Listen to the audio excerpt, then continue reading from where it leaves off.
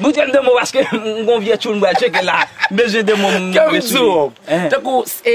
Si on a demandé comment on est, vous entendez? Si on a demandé comment on est, les cas du comme ça, what season name? Vous entendez? What season name? Oui. Vous entendez l'aime du ma what season name non? On peut prendre manium is et pour apprendre diotoniel.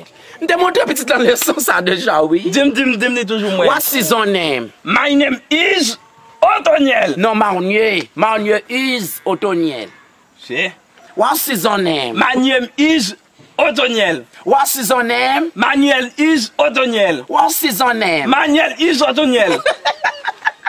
Come on, get a conny. Oh. What season name? Manuel is Otoniel.